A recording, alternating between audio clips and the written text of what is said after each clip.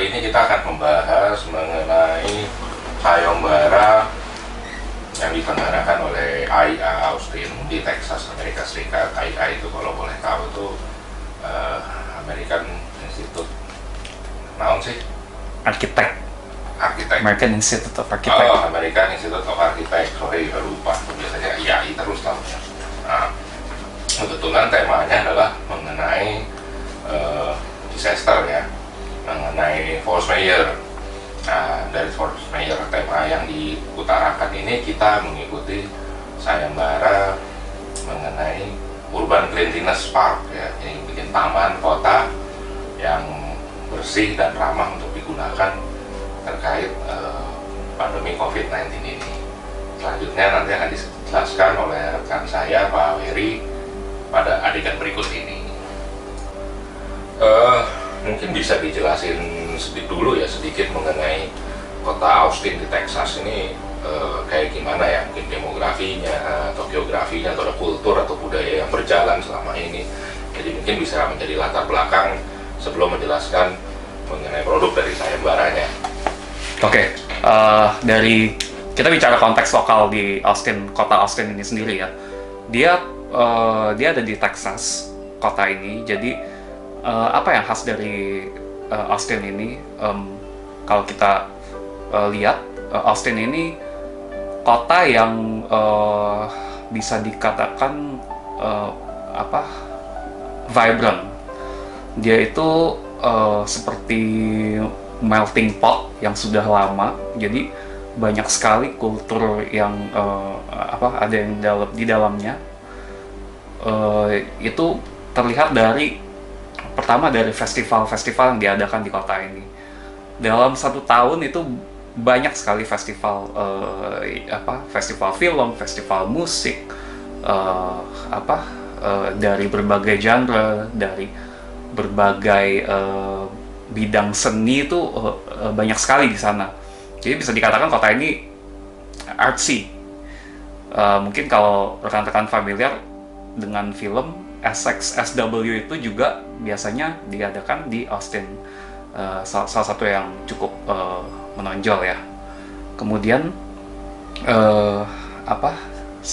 karena ada berbagai budaya di sini, itu yang membuat kota ini meriah, dan kekhasannya itu terlihat dari tagline kota ini sendiri, Keep Austin Weird ya, bukan unik ya, weird. Emang sengaja dipertahankan anehnya gitu. Ya, jadi walaupun konotasinya weird itu kan cenderung ke arah agak kurang agak negatif mungkin ya, tapi sebetulnya keunikan itu yang diangkat, yang dibuat menonjol sebagai ciri khas dari kota ini yang membedakan dengan kota-kota lainnya.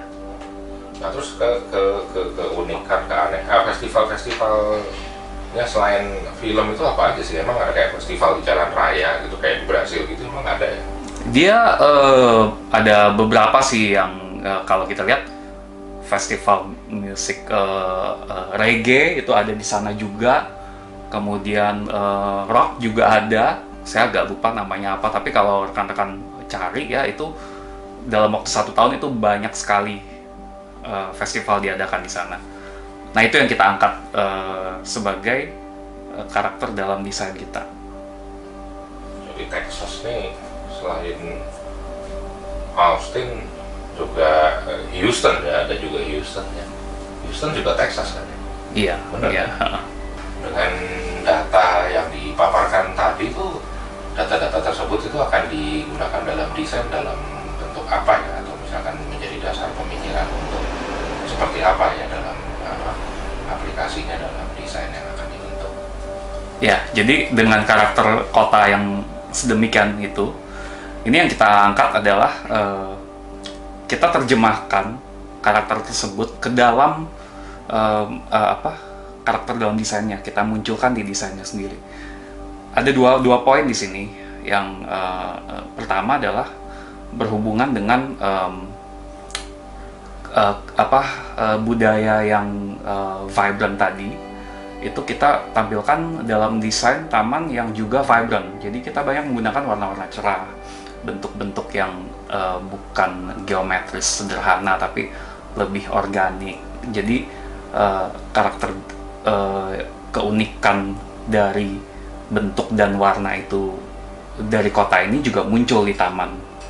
Kemudian yang kedua adalah terkait dengan konteks pandemi, di mana salah satu yang mempengaruhi adalah menjaga jarak.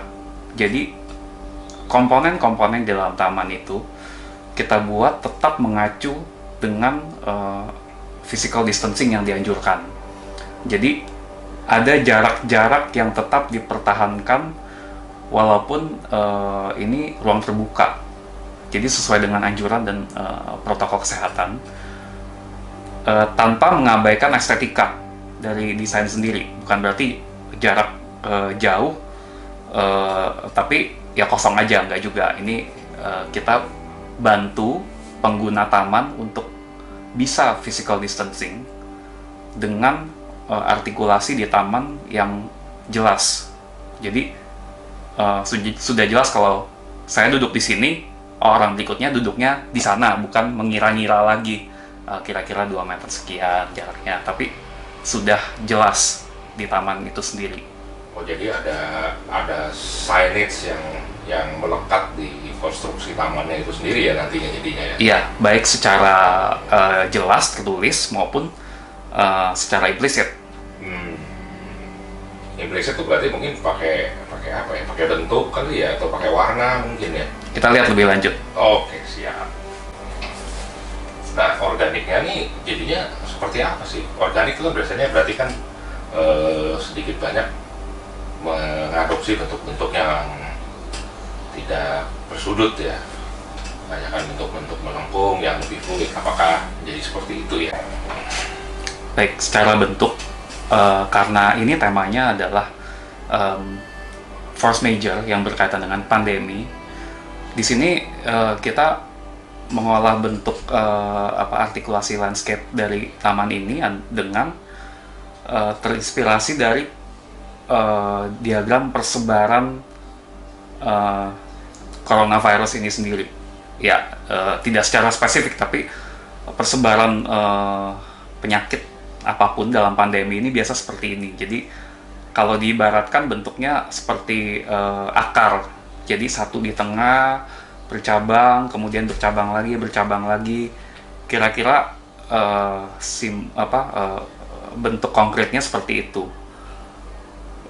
Dan di sini kita sebetulnya beraktivitas dalam masa pandemi ini adalah kuncinya dengan mengikuti protokol kesehatan yang ada adalah dengan menghindari supaya tidak terkena penyakit itu kan. Jadi dengan persebaran yang seperti ini misalnya, dari tengah keluar, supaya tidak terkena, kita beraktivitas dengan mengisi ruang-ruang kosong yang ada di persebaran itu. Jadi kita seperti menghindari peluru lah begitu. Kita mengisi ruang-ruang kosong yang ada dengan mengikuti protokol yang ada gitu. Dan dari situ kita mengolah dengan bentuk-bentuk yang organik, terutama karena ini berhubungan dengan pandemi, virus, sesuatu yang organik. Jadi bentuknya pun kita pilihkan yang lebih fluid, tidak bersudut, lebih mengalir. Disitulah letak karakter organiknya sendiri. Nah, karena ini temanya adalah Urban Cleanliness Park, kira-kira fasilitas apa aja yang ada di taman tersebut ya, di park tersebut gitu, yang menunjang tema yang diberikan sebagai Urban Cleanliness Park? Secara fitur-fitur yang ada dalam taman ini, sebetulnya dari panitia AIA Austin sendiri sudah menentukan fasilitas-fasilitas apa saja yang harus ada di dalam taman ini, yaitu community park, kemudian ada soccer field, kemudian ada picnic area, ada splash pad, ada laundry, dan area untuk staff. Tapi dalam hal ini kita mendetailkan masing-masing fasilitas yang ada, bagaimana supaya sesuai dengan, sekali lagi, protokol kesehatan. Bagaimana supaya pengguna di masing-masing fasilitas itu bisa beraktivitas dengan lebih aman dan nyaman. Jadi kuncinya di situ, pengolahan dan pendetailan dari masing-masing fasilitas yang ada. Lebih ke arah detailing lah kira-kira. Dan bentuknya seperti apa? Tentunya yang sesuai dengan persyaratan ya, soccer field katakanlah ya, lapangan sepak bola, ukurannya ya tetap harus mengacu ke lapangan sepak bola sendiri, standarnya seperti apa. Kemudian yang berkaitan dengan terutama yang berkaitan dengan kegiatan yang mengumpulkan massa, seperti apa nih penonton saat duduk di tribun penonton harus seperti apa. Kemudian ada juga amphitheater yang tentunya kalau ada pertunjukan pasti mengumpulkan massa ya. Nah ini seperti apa olahan detailnya, itu yang nanti kita bisa lihat di video kita ya. Jadi ini kira-kira kalau walkthrough tamannya begitu. Itu tadi laundry-nya, lalu kita ini pathway-nya, lalu ini kita masuk ke community garden, picnic area. Tiang-tiang yang tadi tiang-tiang kayak jamur itu ya. Ya, itu tadi splash pad. Ini ada jembatan penghubung. Kemudian ini pathway-nya. Jadi Pathway itu apa, untuk jogging ya? Ya, kita arahkan supaya sesuai dengan lajur orang tuh, supaya nggak berdekatan, nggak nempel-nempel. Oke. Ini ini bagus banget. amphitheater terbuka, tapi di kolong di atasnya ini pathway. Kemudian Jogging itu tadi track berarti kali ya, pathway ya? Ya, jogging track bisa difungsikan sebagai itu untuk sirkulasi, panduan sirkulasi. Makanya ini dibuat warnanya kontras untuk masing-masing jalurnya. Ini community garden. Jadi kalau di taman kan ada aktivitas-aktivitas dari komunitas yoga atau skateboard atau apa. Nah itu supaya nggak kehujanan juga ya. Ya, di situ pusatkannya. Ini jalur sirkulasinya. Ini kira-kira olahan landscape-nya juga kita tetap mengacu ke warna-warna primer yang lebih vibrant. Ini lapangan bola. Ini lapangan sepak bola. Jadi untuk tribun penontonnya juga kita tata supaya orang nggak berdekatan. Ini merah kuning ada pembedanya nggak? Ya sebetulnya ini untuk panduan supaya orang bisa melihat dengan jelas. Kalau warnanya kontras, saya harusnya di sini.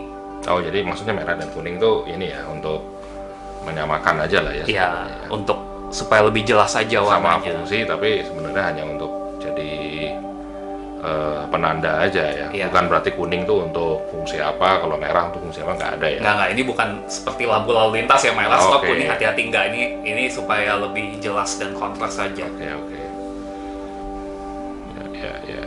Ya memang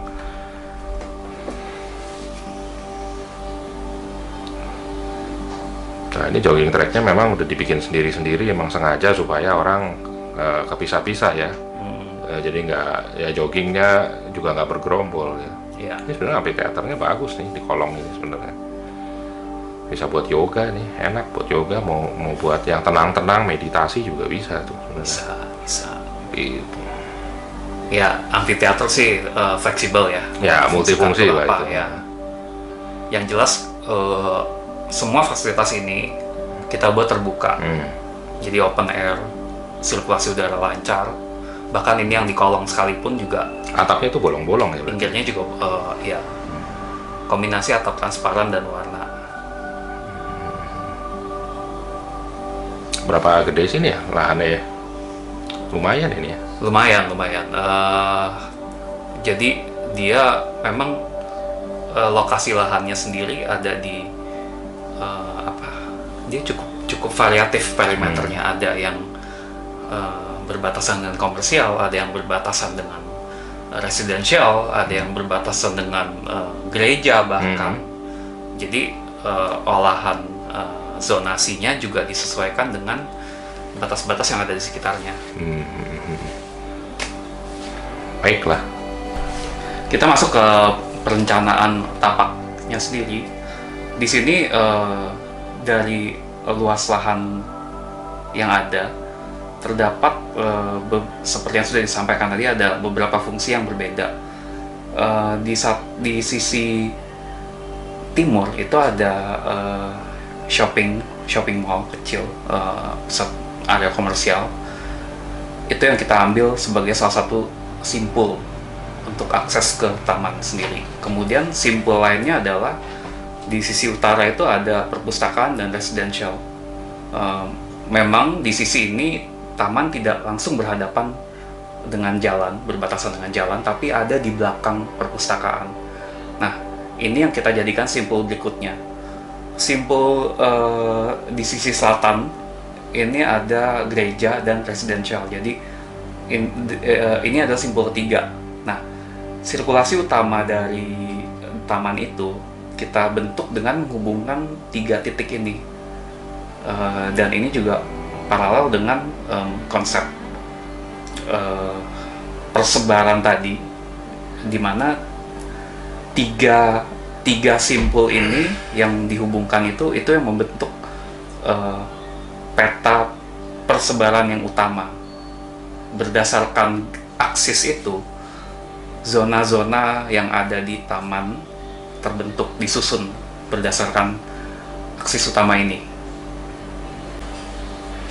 Nah, ini salah satu bagian dari lahannya adalah amphitheater ya, itu yang di tengah ya, yang bentuknya segitiga ya. Mungkin bisa dijelasin sedikit mungkin soal itu. Oke, amphitheater ya. Amphitheater ini bentuknya segitiga. Pertama, kita mengacu ke aksis utama tadi dari 3 titik itu, tapi kita nggak langsung tarik garis memusat, ya memang memusat ke tengah, tapi tengah itu kita buat ada lubang untuk amphitheater sebagai pusat aktivitas di tengah ini. Jadi saat orang mengakses taman ini dari jalur sirkulasi di 3 titik simpul itu, ini pathway ini melandai naik ke atas. Jadi dia seperti elevated pathway. Nah, di bawahnya itu adalah si open air amphitheaternya. Jadi saat ada pertunjukan atau digunakan si amphitheater di bawah ini, orang yang bersirkulasi melalui elevated pathway ini juga bisa, oh ada sesuatu ya di bawah, ada pertunjukan kah, ada apa. Nah, ini bisa jadi berfungsi ganda sebagai limpahan untuk area untuk menampung limpahan penonton. Jadi misalnya di bawah ini sudah penuh, orang juga bisa menonton dari perimeter yang ada di pathway itu yang menghadap ke open air amphitheater di bawahnya. Jadi ibaratnya kalau kita ke mall gitu misalnya ya, kayak void, betul, kayak misalnya atrium di mall gitu. Kalau ada panggung di bawah, ada pertunjukan, kan biasa kita suka lihat orang-orang berdiri di lantai 2-nya, lantai 3-nya untuk lihat ke bawah. Nah, kira-kira fungsinya seperti itu. Tidak hanya sirkulasi, tapi untuk menampung limpahan penonton. Oke. Nah, ini kan taman ya, besar gitu ya, mungkin kayak Central Park di New York gitu lah. Ini versi lebih kecil tentu. Nah, ini tempat-tempat untuk kongko-kongkonya nih ya, dan orang kan ke taman pasti ada yang gelar tiker ya kan, atau misalnya mau duduk-duduk, itu ada di mana aja ya tempat-tempatnya ya. Oke, kalau bicara desainnya ya tadi kan sempat disinggung Central Park. Ya ini secara skala sih beda ya.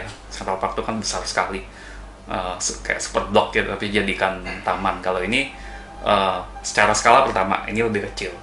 Kemudian secara olahannya di sini walaupun ruang terbuka, tapi tidak melulu landscape diisi dengan tanaman saja, tapi memang ada fasilitas lain. Jadi kalau secara fungsi yang lebih familiar untuk kita di sini mungkin RPTRA, ya ruang terbuka ramah anak yang ada fasilitas macam-macam, tidak hanya tanaman. Karena itu ada banyak fungsi-fungsi. Kalau tadi yang ditanyakan area nongkrong, area kongkonya di mana, ya ini tergantung siapa yang mau nongkrong. Misalnya untuk keluarga yang keluarga muda, misalnya anaknya masih kecil gitu, anaknya mau main air, di sini ada splash pad ya untuk area. Kalau mungkin rekan-rekan lihat di Singapura atau di Jakarta beberapa titik juga ada seperti plaza terbuka yang ada air mancurnya keluar sedikit gitu, tempat anak-anak main ya, kira-kira seperti itu splash pad. Kemudian selain itu ada juga tempat bermain yang ya playground biasa, ayunan, juga jungkit, kemudian seperti merry-go-round kecil yang didorong gitu, yang berputar, itu juga ada di sini playground. Kemudian juga kalau mau santai-santai, di sini juga ada piknik area yang tidak melulu terbuka, tapi ada area-area titik-titik tertentu yang dibuat untuk sebagai peneduh. Jadi ya kalau ada yang mau sunbathing bisa, tapi ada yang mau berteduh juga bisa di situ. Ya ini ada sesuatu untuk masing-masing individu atau keluarga. Kira-kira seperti itu. Kita bicara artikulasi surface di landscape-nya sendiri ya, bukan cuma landscape tapi untuk area tribun penonton, piknik area. Itu kan kalau rekan-rekan lihat olahannya seperti ada grid tertentu dengan warna yang berbeda. Nah, analoginya untuk perbedaan grid ini adalah seperti tic-tac-toe. Jadi catur Jawa. Ya kalau versi lokalnya catur Jawa ya. Jadi kita isi di satu titik, kosongin sebelahnya, isi lagi berikutnya, kosong lagi. Jadi ya itu, ini untuk membantu physical distancing. Ini berlaku tidak hanya di area taman yang terbuka, tapi area-area yang berpotensi untuk mengumpulkan massa, seperti di amphitheater tadi, seperti yang sudah dibahas. Kemudian di tribun penonton di lapangan sepak bola. Jadi kalau biasanya tribun itu orang bisa duduk rapat-rapat nempel semua, kalau sekarang ini kita berinisiatif membantu untuk penonton menjaga jarak. Jadi biasa kalau di komunitas itu kan ada satu anak nih main bola, satu keluarga nih yang datang untuk nonton, kasih semangat. Nah ini kalau dilihat di area tribun penonton, ada satu zona yang dikumpulkan untuk beberapa orang duduk di situ, yaitu asumsinya adalah satu keluarga duduk di satu blok itu. Kemudian sebelahnya dikosongkan, baru sebelahnya keluarga lainnya gitu, supaya protokol kesehatan tetap terjaga, physical distancing dalam hal ini. Ya, itu kuncinya adalah di artikulasinya yang menjadi rambu-rambu untuk pengguna taman di fasilitas manapun yang ada. Ini di area laundry-nya ada lewat kayak tanda panah itu apa ya, warna hitam itu ya. Sama itu parkiran ininya ya, berarti ya, parkiran stafnya, pengurus taman dan sebagainya, berarti diumpetin di area laundry-nya itu ya berarti ya. Mengenai area laundry, di sini dalam satu compound area laundry itu tidak hanya terdapat laundry saja, tapi juga area parkir, kemudian staff area, dan storage. Jadi untuk pengurus taman, landscaper dan lain-lain itu parkir semua ada di area ini. Jadi perlakuan terhadap area parkir ini kan ya dia sebagai fungsi servis sebetulnya. Dia sebaiknya tidak diperlihatkan. Jadi di sini kita sembunyikan area parkir itu di tengah area laundry. Berbicara mengenai pemanfaatan ruang laundry itu mungkin kalau kita berbicara secara aktivitas ya, laundry di US itu agak berbeda dengan laundry di Indonesia pada umumnya ya. Kalau di sini laundry ya kita datang bawa cucian kotor, tetap ada staff yang menerima dia yang akan cucikan, lipatkan, gosokkan dan lain-lain, dibungkus sampai selesai. Tapi kalau di sana kelazimannya adalah laundry coin, semua swalayan, datang ya masukin koin, cuci sendiri, lipat sendiri, keringkan sendiri, butuh deterjen atau pelembut dan lain-lain itu ya itu self service semuanya. Nah di sini kita yang membedakan laundry coin di sini adalah kalau biasanya laundry coin itu indoor, mesin cuci berjajar semuanya, di sini kita melihat ini akan sangat rawan untuk pengguna. Ditambah lagi US itu kita tahu sendiri angka yang terinfeksi sangat tinggi sekali. Jadi di sini kita tetap membuat kita merancangkan area laundry ini mengacu pada protokol kesehatan. Orang-orang tetap harus menjaga jarak, kemudian kita meminimalisir interaksi satu sama lain. Jadi satu pengguna hanya beraktivitas di dalam satu cubicle. Jadi kalau tadi ada pertanyaan yang seperti apa itu panah-panah, itu sebetulnya adalah booth untuk si laundry-nya sendiri. Jadi satu booth itu dibagi dua untuk dua user, di mana masing-masing sudah ada mesin cucinya, sudah ada pengeringnya, sudah ada meja untuk melipat pakaiannya, bahkan kita sediakan juga tempat duduk untuk dia menunggu cuciannya. Kemudian mengenai konsep swalayannya adalah kalau rekan-rekan lihat di tengah 4 bentuk panah hitam itu ada satu payung. Nah itu adalah isinya vending machine untuk deterjen, pelembut. Kalau misalnya pengguna mau beli minum atau snack, ya itu semua terpusat di situ. Jadi di sini kita meminimalisir interaksi antar manusia. Kemudian berbicara mengenai bentuknya, ini karena satu compound itu terdiri dari 8 cubicle untuk mencuci dan aktivitas sampai baju itu selesai kering dibawa pulang. Ini ada tersebar di perimeter zona laundry ini. Tentunya yang jadi pertanyaan berikutnya adalah wayfindingnya gimana ya? Misalnya satu orang datang, iya nih lagi nyuci, di mana? Kalau kita nggak ada nomornya itu akan sangat menyulitkan. Di sebelah timur, di timur ada beberapa compound gitu. Jadi di sini kita berikan penomoran. Jadi compound ini blok 1, blok 2, blok 3, di mana masing-masing blok itu ada kita namakan lagi masing-masing booth-nya. Jadi tidak akan menyulitkan untuk wayfinding-nya. Oh, lagi nyuci di mana? Di blok 1A.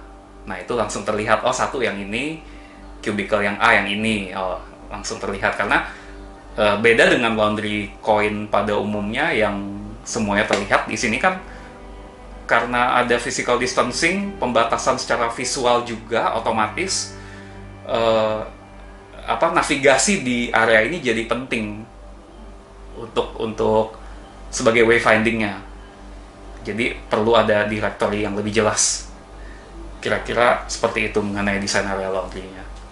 Nah, ini kan area tamannya besar ya, terus otomatis butuh ruang atau tempat-tempat titik-titik untuk cuci tangan.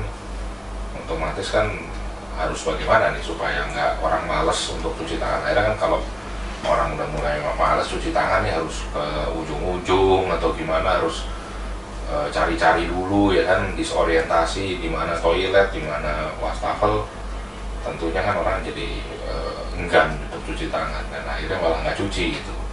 Karena cuci tangan dengan air mengalir kan kita tahu lebih sehat ya dan lebih bersih dan disarankan untuk menghindari kuman-kuman dan sebagainya. Action. Oke, dalam konteks pandemi, memang selain physical distancing, selain masker, ya satu yang penting juga adalah cuci tangan ya di situ. Setuju dengan pertanyaannya, memang ada kecenderungan orang tuh malas kalau, aduh mana ya tempat cuci tangannya, di ujung sana, ya udahlah nggak usah lah gitu. Kita menghindari itu di sini, jadi desain untuk penempatan area cuci, baik itu cuci tangan ataupun mandi ya. FYI di sini juga kita sediakan shower area, tepatnya di dekat amphitheater ya, terpusat dan agak tersembunyi, tapi tidak sulit ditemukan karena terpusat di situ. Kenapa kita pusatkan? Karena shower area ini kan frekuensi orang menumpang mandi itu tidak setinggi frekuensi orang mencuci tangan. Jadi pertama itu, kemudian area shower ini kan harapannya orang pengen lebih privat ya, tidak terekspos. Jadi ini kita buat terpusat di tengah taman. Kemudian untuk area cuci tangan, kalau pada umumnya taman-taman itu kan biasa disediakan drinking fountain untuk tempat air minum untuk umum ya. Di sini drinking fountain ini dimodifikasi tidak hanya berfungsi sebagai tempat air minum, tapi juga tempat cuci tangan. Ya, cuci tangan ya bedanya kalau drinking fountain itu kan ya untuk minum, satu lagi untuk cuci tangan ya di bawahnya begitu. Kira-kira seperti itu, dan tersebar di titik-titik tertentu di taman, sehingga orang tidak malas untuk cuci tangan kalau tersebar dan lebih banyak, harapannya seperti itu. Dan tidak hanya bentuknya seperti drinking fountain, tapi memang kita buat lebih menyatu dengan taman. Pertama sebagai water feature, kemudian dengan bentuk desain yang lebih atraktif supaya orang juga pas melihat, oh ada sesuatu di sana, datang lihat, minimal seperti itu. Dan dengan demikian harapannya orang akan lebih sering untuk cuci tangan. Ya, sekian tadi bincang-bincang mengenai sayembara IA Austin di Texas mengenai urban cleanliness. Semoga sayembara dan penjelasannya ini berguna untuk menambah khasanah berarsitektur di sayembara-sayembara berikutnya. Selamat siang dan terima kasih.